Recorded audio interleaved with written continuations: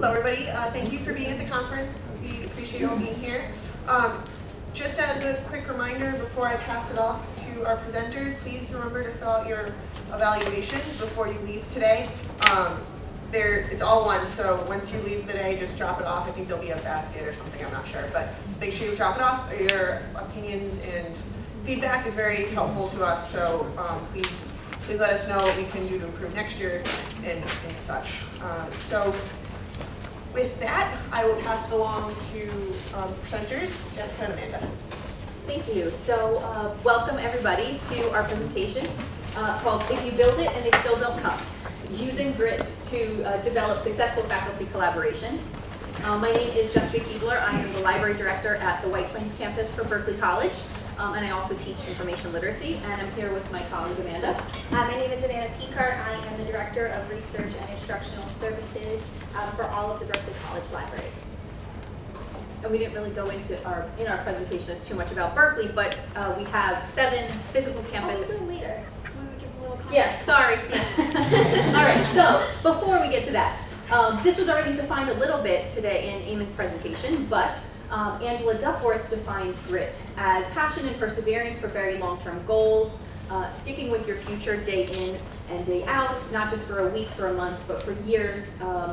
And she uses the analogy that it is a marathon, not a sprint. So what does that actually mean for academic libraries? 2 components that are important to Angela Duckworth are that passion and perseverance. So in academic libraries, for us, that means believing in our ethics, our standards, that we can have an impact, and then applying those standards to setting goals that will positively impact our students, and specifically in information literacy. And in academic libraries, grit can be personal to us as librarians, but it can also be part of a team culture where we all have a shared passion that we work towards together. And we can use that passion to build perseverance for long-term goals, applying the standards that we believe in to all of our projects and tasks, and constantly reflecting on those long-term goals to ensure that they're still having the impact that we want them to. Not giving up when our small goals fall through, building new goals so that we're still working towards those longer-term goals. And then being allowed to fail has to be an aspect of your team grit culture, so that people feel like they can actually grow their own grit, which is something that we're going to talk about later on. Okay. All right, so a little bit of information about information literacy at Berkeley College. We have 7 physical locations and 1 online campus. Each campus has either 1 to 2 full-time librarians. All of our full-time librarians provide information literacy instruction. Our on-site librarians also support our online because their 2 full-time online people could not do all of the online instruction. It's actually I think every student at Berkeley takes at least 1 online class. So we do have to support that. And I think it's a good skill for our librarians to do. So as the director, I really make sure that everyone is participating in online support. As of right now, we do faculty outreach both in a coordinated way, which is coordinated through me, as well as an ad hoc way where I encourage librarians to reach out to professors that they want to build new relationships with, or if they've taught the class previously with another professor, reach out to the new professor and say, hey, I did this for Professor so-and-so, I can do this for you. So we have kind of a dual model going on. We do have a set of standardized, instruction in 11 courses across the curriculum. And what that means is every semester there are 11 courses like our English 1101, our internship courses, some of our graduate courses. We are supporting a class where library support is on the syllabus. And in the on-site class, it looks like this. You'll go in, you'll provide instruction, the one-shot model. In an online class, we do 2 things. Sometimes we just provide a resource. Sometimes we provide a resource and we facilitate a discussion board for a week. So we have options. And what happens is with the standardized instruction is every semester I assign librarians to these set of courses, which is typically about 60 to 70 courses. We divide it amongst our 15 librarians. And we do outreach to faculty and say, you are teaching a course where the library has a presence. Please I'd like to collaborate with you. Now, while it is a standardized set of outreach, sometimes the professors don't get back to us. So sometimes we do provide support, sometimes we don't. More than not, we do get responses for these standardized courses, and if we don't, we do follow up.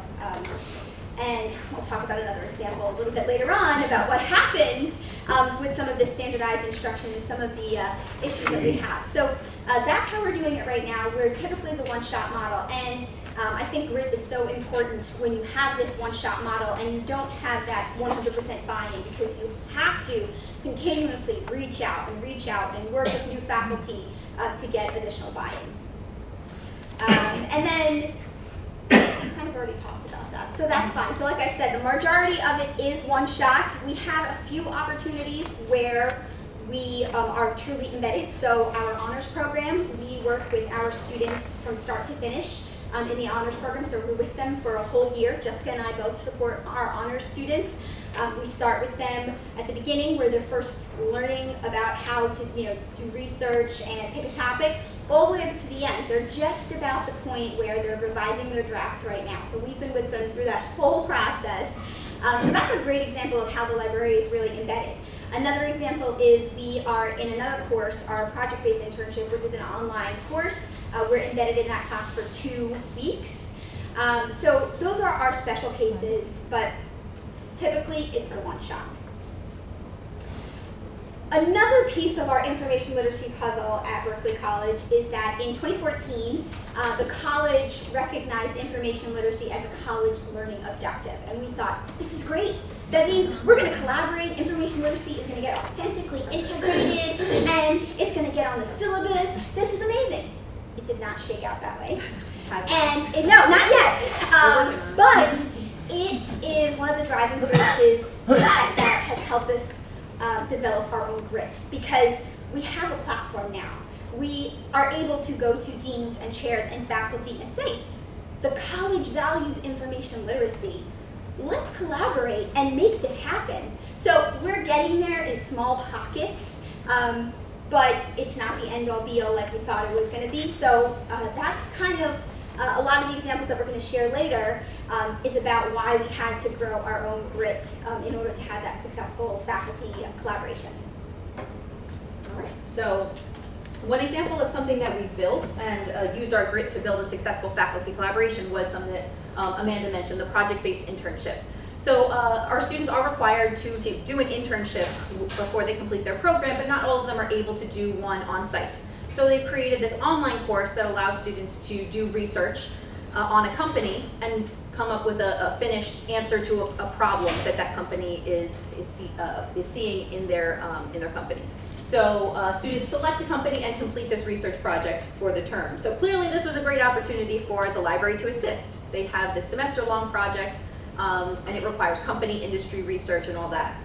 So the collaboration started really small. When it first came out, one of our online librarians was asked to build, or offered to build a LibGuide for the project, and then Amanda became involved, and slowly we kind of built ourselves into the class a little bit. And so we're going to talk about the ups and downs of this process. So just to give you some context on the assignment, this is our current LibGuide. A few semesters ago, it changed from researching one company where all students had to focus on the same one, to students having a choice. So they could focus on one of the 4 companies on the left, and it is now also a phase-based project where they have phase 1, phase 2, and phase 3, where they go through a competitive analysis of the industry, then they move on to more solving the problem or question that the company has for them. And then we built a LibGuide around the company, then around the phases, and provided them with videos and suggested databases and websites for each of the sections of their project. But we would have thought this was going to be a slam dunk, but it was not. As with this presentation, when you build something great, you expect people to come. But there were just some factors that really weren't in our control in terms of why it wasn't a slam dunk right off the bat. So one hurdle is that the assignment is confusing. It was from day one, and it still is now with 4 companies. There's the companies to choose from, there's all the phases, there's the questions within the phases, and it's something that students have to digest over a whole semester. So we thought that would have faculty flocking to us to provide support and to send students to our LibGuide but they really weren't pushing the LibGuide for some reason. So that was kind of a factor that we had to troubleshoot a little bit. And we really considered whether or not students were having issues using the LibGuide that we created, because it was hard to organize these resources. We thought we did a good job, but we weren't necessarily getting 100% positive feedback from students. And after the LibGuide was out there for a while, we decided, hey, let's try to create some additional support. Let's do a discussion board. Amanda went to the chair program that it's in, right? And asked if we could have a week. So we built a discussion board. But even after a semester or so, we realized that the questions were a little too open-ended and students weren't getting the most that they could out of our discussion board. So we got gritty. We fixed some of these issues as opposed to just putting the LibGuide out there or the discussion board out there and allowing students to take what they wanted from it. We updated things. So the first thing we did was, when we saw that they weren't getting the most out of this discussion board, we updated it. A task force of a few of us got together and we decided, let's focus on one phase. Let's get them through research on phase 1 and build their skills in that aspect, and then they can transfer those skills into the later phases. So we really reflected on that process. We also just didn't put the prompt out there and hope that the faculty would be okay with it. We had Amanda go to the blueprint editor of our Canvas LMS and put it through all of the courses. We also asked if we could be in not only week 4, but week 5, because a lot of faculty members close that section or close that discussion board and then students can't go back. But we've provided great answers to their questions there, so now they have 2 weeks to go back and reflect on what we've talked about. So we opened that communication with the blueprint developers and with our deans and chairs. We also supported each other as a gritty team. So Amanda brought some new librarians on board with this project to help out our students, but those librarians had never supported this class before, so she supported them through Skype calls. They got together a few times during the beginning of the semester and said, what questions do you have about supporting this? Are you confused about the assignment and how we support our students? And so we supported ourselves in that way. And lastly, we set new goals for ourselves to reach our end goal of supporting students. We just added something new support for our students. We offered this semester 2 synchronous webinars where students can come on a specific date and time and ask us questions in person. And although we only had 3 students across the 2 webinars this semester, the ones who did come really valued the experience of being able to talk to us in person and just talk it out. Some of our students need to talk it out. And it was really helpful for us to hear where they were struggling and like, oh, that's what you thought about the assignment? So I thought that was really valuable, and we're definitely going to offer that in the future. And coming up next semester, Amanda and I have worked on a standardized assessment tool so that our librarians are doing the same assessment of all of the discussion board posts, and that can really help us more effectively measure our impact. All right. So the next thing that we built was our faculty survey. In the winter of 2018, we wanted to survey our faculty. We don't survey them very often, and we said, you know what, let's do it. Instead of us trying to guess what our faculty need, let's just go right to them and ask them. So we worked with our institutional effectiveness office, and we said, help us develop this scientifically accurate survey. So we came up with an 11-question survey, very short survey, and we sent it. We worked on it all winter semester, and then in the spring we launched it through personal emails to faculty. A blast went out, and we also put it in the faculty newsletter. We did not get the response that we thought we would, and we even sold it because the software that we used timed the average time it took to complete it. It was the people who did complete it, it only took them 4 minutes to complete the survey. So we use that as a marketing tool. This will only take 4 minutes of your time. Still, lack of responses. So we had to get gritty. So we had to think of other ways to reach them. And what we did is we went to faculty day with iPads in hand. We went right up to faculty and said, can you please take this survey? It's gonna only take 4 minutes. Please take it. We made an announcement. A lot of them were like, we didn't hear about this. And we said, check your 5 emails that we've sent. Check the faculty newsletter. They're like, send it again, send it again. Okay, so we didn't get that much success with our numbers by going, person to person at faculty day. They still were kind of like, oh, okay, I'll do it later, see me later. So I followed up and I sent out emails. I emailed 37 chairs. I emailed 5 deans, and 1 chair got back to me. And so it was very disappointing. And then, we had to close the survey. And when everything was all said and done, only 70 faculty members participated. So, we were definitely upset and deflated, but there were some factors out of our control. So one was we couldn't force our faculty to complete this survey. Even though this survey was for their benefit, for us to work better, we wanted to know what they wanted to see from the library, what kind of resources do they want, how do they want to collaborate. But we couldn't force them. We also couldn't offer a monetary incentive, which, some people made that suggestion, but for compliance reasons we couldn't. The frequency and availability was also out of our control of how long the survey was open and how often we offered it. So at our college, our Institute of Effectiveness office said, our faculty have survey fatigue. So you can only offer this survey 1 time for this 2-week period every year. So that was out of our control. So if it was up to us, we would have kept it open, but we could not, unfortunately. And then the last is certain departments were underrepresented. If you can see this here, it might be too small. There are some departments that are non-existent. Our medical assistant program, nobody. Medical billing coding, nobody. 2 people from our School of Graduate Studies. So these factors were out of our control. So needless to say, we were definitely disappointed and deflated. And we had a choice to make. And we decided to get even greedier. And we decided to follow through with the survey. We could have easily said, well, 70 people, let's forget it. Let's just toss these results. We can't do anything. But I said, no, let's follow through with our survey. We worked hard on these questions.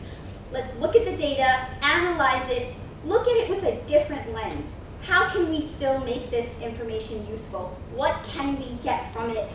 We can't make sweeping changes, but we can do something with it. So what we did is we developed an action plan, and we looked at some of the suggestions and feedback that we got from faculty that we could do something with. So one of the things our professors had said was that they wanted to see a librarian in their class more than once in a semester. So we went with that. We targeted our outreach to faculty and said, according to our faculty survey, over 40% of you said you wanted to see a librarian come back into your class more than just once. Can we do this semester? Let's try that. Another thing that we were able to use from that was faculty had said, I don't want a mass email. I want you, with a librarian that I know, to email me what's going on at the library because I'm not getting it from my chair. So what we did is we put together a spreadsheet and we said, okay, who are the faculty members that you have relationships with? Email them directly. They will probably open an email from you rather than from me if they don't know who I am, if they've never worked with me. So we did try those targeted approaches and we did see some success. So even though we couldn't make the huge changes we wanted to make, we were able to look at our long-term goals and know that there was something that we still could do with that data. So I have another example for you. This is slightly different than the other 2 examples. Last summer, we made the conversion from Blackboard to Canvas as our LMS, right? Fairly fast-tracked. We did it in less than a year. And the librarians were involved in these conversations, like where is the library link going to live in Canvas? How are librarians going to access these courses? What kind of level of access will we get? We even had a librarian who was a part of chairing a committee, the Canvas Innovation Committee. We had a librarian chairing this committee. So we were a part of the conversations, but there was one part of the conversation that we were left out of. And I'm gonna tell you a little story about this. So one of our other colleagues, Bonnie, was at work one day. A student comes up to her and says, oh, hey, Bonnie, you're in my class this week online. And Bonnie's like, oh, what's your class? And Bonnie's like, no, I'm not. And she's like, yes, you are. See, here it is. Bonnie goes in and she sees her name there. It was a carry-over discussion prompt from Blackboard. So what happened is they curated our content and left us out of the conversation. Didn't tell us this was happening. This caused a massive amount of problems. On top of that, we recently changed our website. So 90% of our content was irrelevant. It was outdated. So we had a decision to make. Deans and chairs were like, oh, let's just pull the library stuff out of the courses, and librarians just won't support in the fall. I said, absolutely not. It's the fall. How can we not support them? So we had to come up with a solution. There were some factors that were out of our control. Like I said, we were left out of those important course design conversations. They didn't tell us that, hey, we're taking this library content. Is it still updated? Is it still accurate? Did not ask us at all. We had to say no. So in the case of Bonnie, and in many other courses, I'd say about 15 more, her discussion board prompt was copied into all of the sections of that course. So that was 6 courses that she was notified the day of that the class week was supposed to start. And unfortunately, we had to say, I'm sorry, I cannot support your course. The content was outdated, she was not prepared, she was already supporting other courses. Faculty were upset. It was out of our control. We're not just gonna go in there and scramble to get something together and support something we knew we couldn't give our attention to. So I had to have hard conversations with deans and chairs and say, hey, listen, this is not gonna happen. So going back to what they said was, so let's just not have the library support. I said, no, that's not, we're gonna make this happen. So we got gritty. And what we did is we said, okay, we need to make this happen. How do we do it? We had to break it up into manageable goals. So first, we identified all the outdated content. Then we assigned librarians to revise that content, and we replaced it. Then I met with all the deans and the chairs and talked to them about what we actually do. It blew my mind that so many of them didn't even know that we were that embedded in online classes, that we supported that many classes. They couldn't believe how many outdated things there were. They're like, oh, we didn't know the librarians did that much work in online. Yes, we do a lot of work in online. So it gave me an opportunity. And what we saw was, with those conversations that I was able to have with the deans and the chairs, it helped us collaborate better. And they said, okay, this is great. We're so glad that you're doing this. You know, we wish you knew about it more, but now we know. They allowed us the opportunity to reintroduce our resources. And there were some things that were really great about us, you know, doing this last-minute scramble to revise the content. So we have a request a librarian form where faculty can request library support. That form usage went up 60% because of this outdated content. The deans and the chairs were pushing this form saying, we know librarians can, now that we know librarians support online classes, request them. So they were pushing it, they were pushing our services. So even though we had this whole big thing with this outdated content mishap, it was a great opportunity. It also opened up the lines of communication in terms of, you know, well, what are things that are happening that the library needs to know about? And lastly, we had new introductions to faculty who had outdated embedded content into their course. So unfortunately, like I said, we had to have these hard conversations with faculty and say, I'm sorry, I cannot support your course this week, but I can support your course next semester. We made a lot of new connections that way. We actually gained 2 more standardized courses this way through this incident. So it did do great things for us. And then there were a few lessons learned, I think, out of all of the examples that we provided, was that, you know, it's important to reach out to those stakeholders when anything large is happening at your institution and trying to anticipate that library impact. When there's a curriculum change going on, you know, that's your opportunity. Like right now, we just got a new dean of professional studies. That was my opportunity to say, hey, let's have a conversation about what informational literacy is taking or not taking place in your school. Use those opportunities. Turn your failure into an opportunity to reintroduce your services. And also, don't be discouraged. It was a very overwhelming process to first explain to faculty why we couldn't just support them, you know, that day. Organize it, get librarians to commit to revise this content in literally 3 weeks. I was just about to go out on maternity leave, so I was like, hey, here's this big problem, people, now you deal with it. So that was a real challenge for me too, but don't get discouraged. we created those smaller goals to achieve that larger goal. And we have a supportive team. We knew Amanda was going out, and we were like, guys, let's do it. So another thing that Jessica and I are going to talk about is some of how we grew our own grit and some personal examples. So I've been an academic librarian for just about 10 years now, and every year I apply to present at ALA. Rejected. All 9 years. Rejected. And so it's a little discouraging. I recently, not recently, but I also submitted 7 proposals for this past ACRL, all rejected, right? Discouraging, right? So, and especially at our institution, we're not required to publish, we're not required to present. So it would have been very easy for me to say, you know what, forget ALA, I don't need you, but I have a passion for my profession, I really want to contribute to the conversations that are happening in our field. I really want to share these interesting things that we're doing. And so, I got to swallow my pride a little bit and just stay focused. And I also had to get a little perspective too. So when I was putting this together, I said, look how well I've done rejection versus, acceptance rate. So I'm about 65% of all the times that I've been accepted. So that's not a bad number, 65% acceptance rate. I've been able to present at a lot of, different formats and different audiences and different colleagues. So it's been great.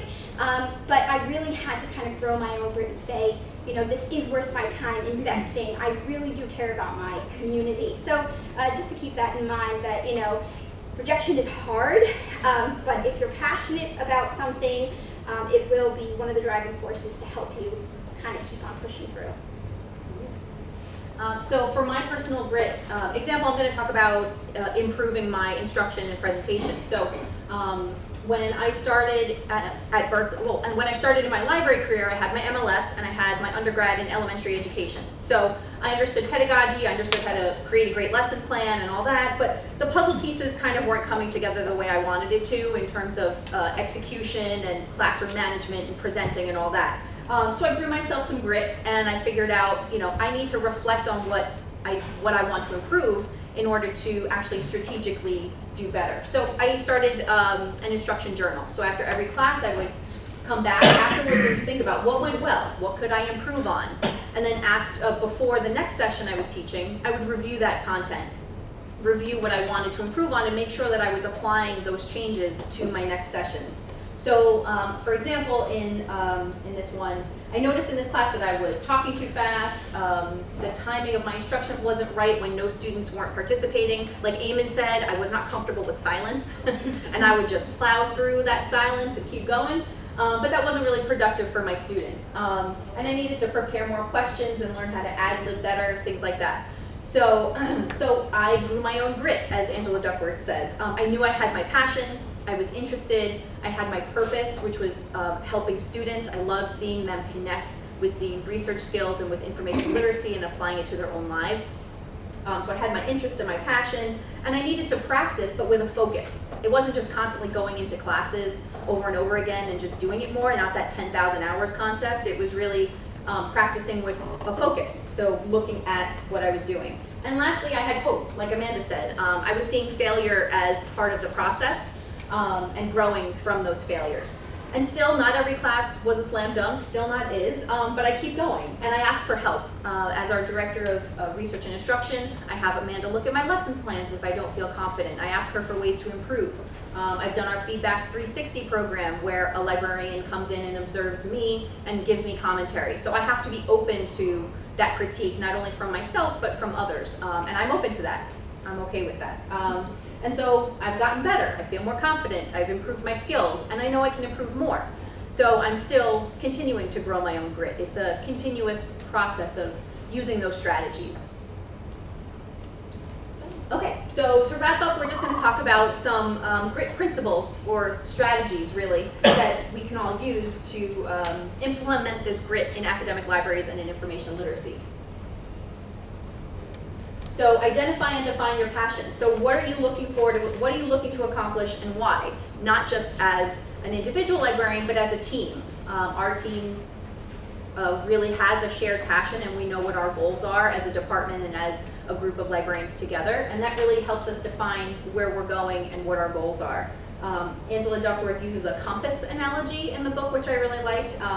That passion is a compass. It's that thing that takes you time to build, to tinker with, but when you get it right, it guides you through the long and winding road to where you want to be. So I thought that was kind of nice. And know when a project isn't worth your grit. I think some of the tables during his presentation talked about where you can just kind of stop seeing the forest for the trees when you're just plugging through. And knowing when your passion is there, but that particular project isn't getting you to your end goal. And we had some of those situations too, where we just needed to abandon a specific aspect of our hierarchy of goals and replace it with something else. And like we just talked about, grow your own grit. So figure out what your interest is to help develop that passion. Make sure that passion isn't misplaced, that it's really going to lead you to the end goal that you have. Connect your grit to your purpose. Do you want to help your students? Do you want to build up the library department? With Amanda's goal of getting into more classes with what is your goal for faculty collaboration? And have hope, like we just said, to see the failure as part of the growth process. And it's also important to set a plan to reach your goals. You have to break it into smaller goals, honestly. And I think it's important to share that roadmap with your team. I constantly have been saying this actually lately, I feel a lot. I can't be the keeper of everything. We have to share this goal. We have to be on the same page. So I think it's important when you're thinking about, well, what are my information literacy goals? So like at the micro level, what are my goals for this class? How do I want to support this? How do I want to be impacting these students' research? Jessica and I participate in what we call the teaching circle, where we are purposefully reflecting on, well, what new thing do I want to implement in a class?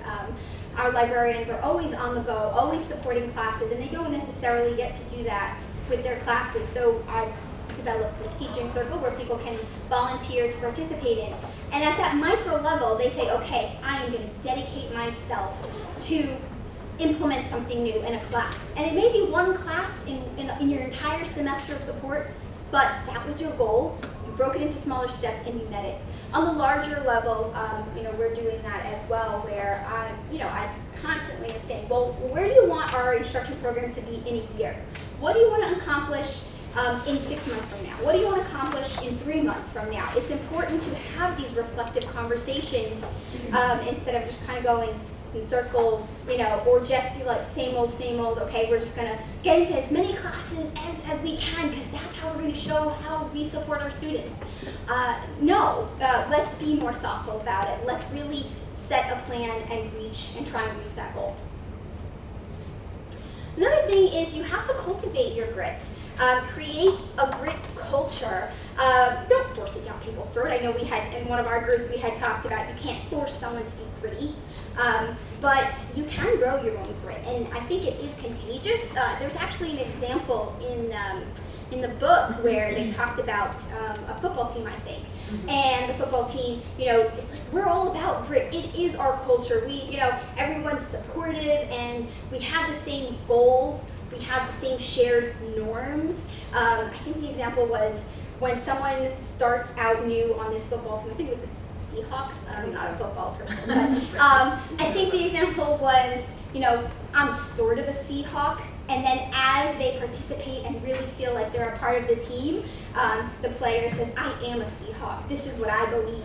It's not about this is what the team believes. You just kind of take that persona and say, this is also my belief too. And I think that can be applied to our hopes in working in groups. So if you have an opportunity, if you are a leader in your library, create a culture of grit. Try and get everybody on the same page in agreement. It is not easy. Trust me, I know. I live it every day with, what are we, like 15 people now? Yeah. 15 librarians. It is not hard, but when we're on point, we're on point. When we know what we want to do, we get it done because we all believe in it and we all understand the purpose of it. And if you're not a leader, but you want to be grittier, Angela Duckworth says, find a team that's gritty and join that team and get involved. And if you're a librarian, which obviously you guys all are, if you build something and faculty still don't come, reflect on your goals and think about your profession and your passion for your profession, and grow your own grit. So thank you so much. That's our contact information if you have any questions later on, but we do have time for questions now.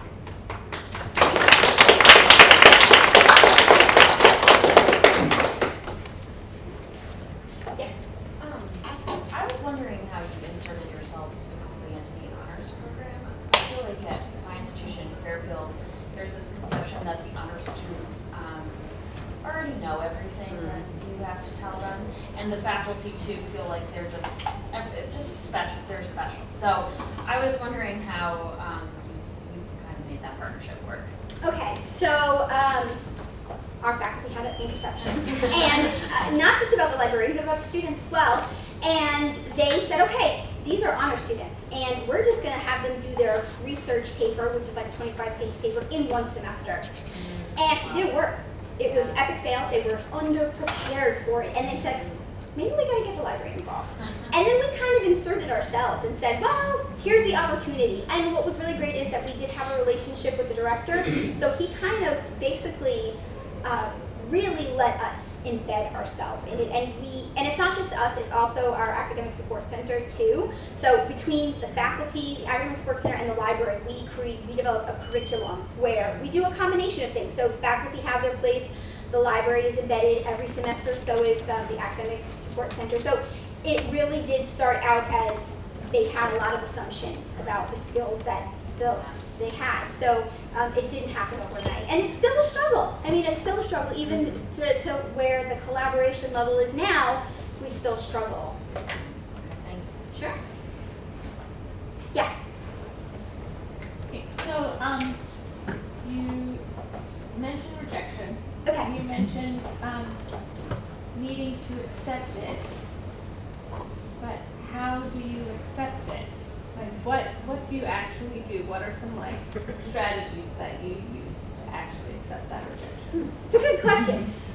So we do a lot of collaborative work, but I also we do a lot of submissions together. Like obviously today, Jessica and I, submitted this together. But we try to, if something gets rejected, we don't just throw it out. We try and use it if it fits the theme of the next conference or workshop, and we say, okay, well, where do we think we went wrong with this proposal? Did we really align? We really go back and say, how did we align with the theme? Did we meet their criteria? And I think it also just is factors out of our control. It's just some of the things are factors out of our control. I mean, I submitted a proposal for ACRL about the ACRL framework toolkit with 2 other institutions. So there's going to be this great panel where we talked about how we implemented it, and we still didn't get accepted. And it was out of our control. I couldn't fit their need, I guess. And I think sometimes it's based on numbers, right? Like they'll tell you, like there were 1,700 proposals and we only took 30%. So that number is really, you have to put that into perspective. That's out of your control. What I have done, and they don't always respond to me, but I ask why. I email the person who contacts me and I say, can you tell me why this wasn't accepted and how can I improve? And sometimes I have gotten a lot of valuable feedback from that.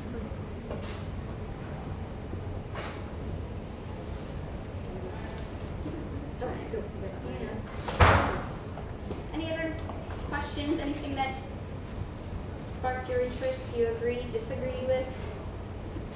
Or we can ask you guys a question. Yeah. Do you see any potential opportunities for faculty collaborations where you would implement some grit to change things, or maybe suggest to someone else in the library?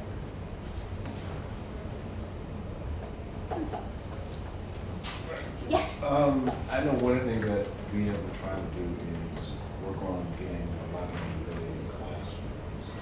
And previous, it's been kind of tricky to get, not pushback from faculty, but there's no response from getting and one of the things that we're considering is in future semesters is to find faculty that, you regularly use the library every semester, comes a couple times a semester, or often sort of using them as sort of a pilot, finding a group of instructors that may be interested, work with them, and then kind of move from there. Yeah. It works. That's kind of what you did with Thought process, the fashion program, right? We've had success in embedding in one department. So she said to the other departments, look at the success that they've had in that department. Can we try to implement this in the marketing department? So like you said, using it as a pilot and then sharing your success. Right. Yeah. Another thing that we've done to get into classes is, I don't know what your level of access is, but we can go into courses now and we can look at the course without being enrolled in the course. And so that's given us opportunity to look at all the syllabi for all the classes running. And we look for assignments and we target professors and we say, I know your class has to complete this assignment. Would you like us to come in and provide you with support? And it's very targeted, not just, oh, let me come in and show your students the database. Let me come in and talk to them about your company analysis project and help you with that. Yep, I did that this semester because we had a bunch of new adjuncts that I had never met, and a lot of times they go straight to class and then they go to the faculty room and then they leave. And if I'm stuck in the library, there is no opportunity to just catch them while they're grabbing coffee. So I did that. I went into Canvas, I found their assignments. I didn't actually say in my case that I knew what assignment they had, but I said, if you have a research assignment, this is how I can help improve student outcomes for it. And I've had a lot of success. I mean, I've reached out to 12 faculty, new faculty that I've never worked with before, and I've had 4 respond and I've gone into their classes. So, I mean, that's a pretty good return rate for my small campus. So just kind of reaching out and using this Canvas access as an opportunity was helpful. And we have some librarians who are gritty, I should say, where they don't get response from professors. They go to the class, either before or after, and say, hey, I just want to introduce myself as your liaison. I sent you a couple emails. Would you like to connect? Blah, blah, blah. So I don't tell my librarians to do that. I'm not going to force them to be gritty, but I know some of them want to make those connections. So I said, go ahead. Go and introduce yourself. It's totally up to you. And some people have seen a lot of success with that. You said that the information literacy was made part of the College learning outcomes. How did that come about? We weren't a part of that conversation. Was it part of like accreditation or something? It Or was a sometimes part that of, drives something? yeah, I think it was a part of the accreditation process and their strategic planning. So during that time where they changed their strategic plan and their institutional goals, they decided to make it a goal, and we weren't a part of that conversation, unfortunately. Yeah. So I guess so the problem was in the beginning is that you were sending those emails and then they were just not getting to the right people, and then they were not being communicated. But then once you went forward and tried to get that communication going by, I think I forget what, but I know it resulted in the 60% of people now. Yeah, Now it's absolutely. out there, and now there's more. And I do use it as a platform, actually. I actually just used that recently, like I said earlier, to take a meeting with the new dean of the professional studies school. And I said, let's talk about College Learning Objective 5 and how your program is integrated information literacy. And it was a great platform. We're not there yet, but at least it's a conversation starter.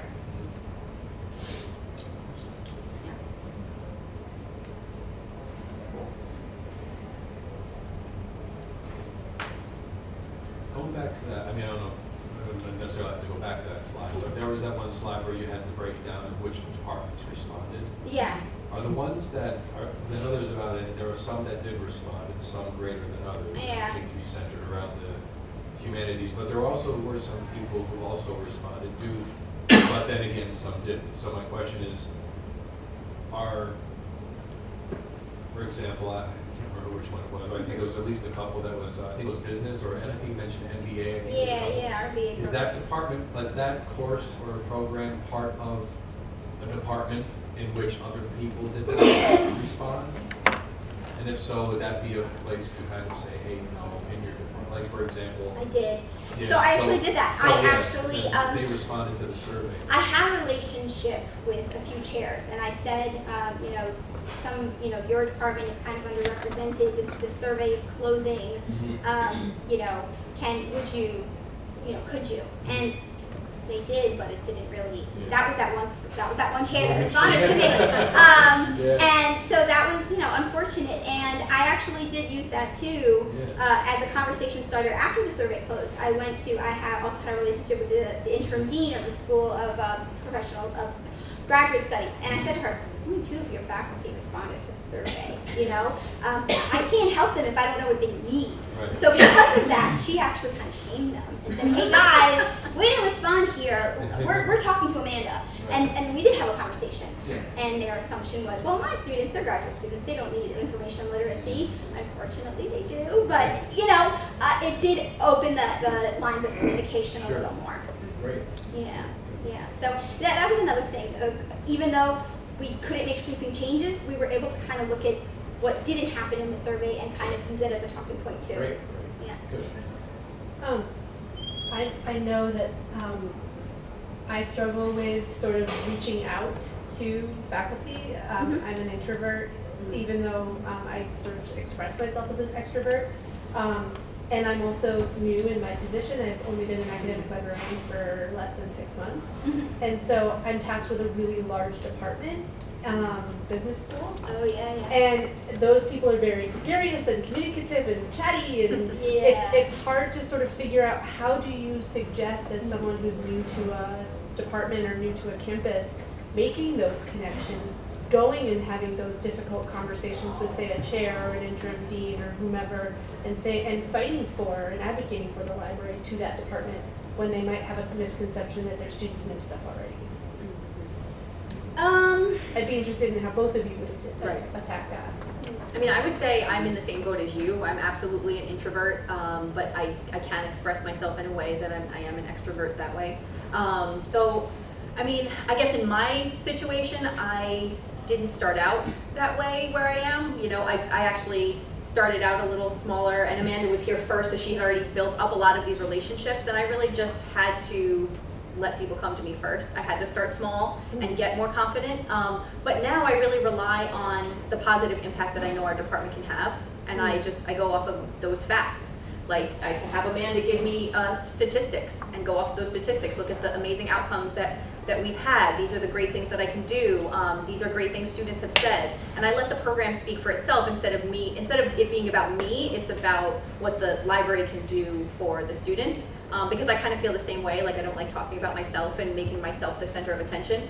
So it's more about, like, look what we can do, like with the information literacy objective becoming in, like, let us help you accomplish the goals that you've been tasked with accomplishing and turning it into that conversation. But it is hard. I'm in the same boat. Yeah. Another thing that I'll get to in just a minute. Another thing that I did was, and I don't know what kind of data you collect, but we have live chat, through SpringShare.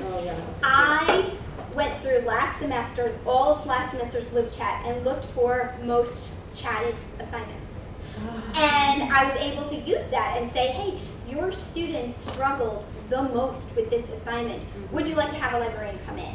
And we did see some success in that avenue. So use your data in different ways. If you do one-on-one consultations, see if there are any trends in that data and let the data speak for itself. Right.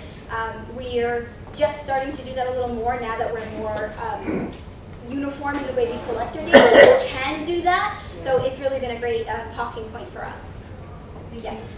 Just on that point, I think to me so much of this is about fostering relationships Yes. and building relationships. And I think one thing you can also do is twofold. One is talk to your colleagues and find out in the department who might be amenable to reach out, who is receptive to it. Yeah. But also another way, especially as somebody who's new to the profession, is look at junior faculty who are still crafting their own, figuring things out. And hey, we started together. Remember, I saw you in orientation, and you use that as a departure point, because if it's successful, then you can say, tell a friend. Yeah. Right? And so on and so on. Yeah. Another thing that we do sometimes is, it seems counterintuitive, but we're all about, stick with the same professor, right? Every semester, trying to stick with the same professor. But if you don't have success with reaching out to a professor, or if you had a bad experience with that professor, I will purposely assign a different librarian and say, okay, maybe you might have success with that professor. And we have seen different relationships grow from that as well. So even just that little tiny switch helps too. Yeah.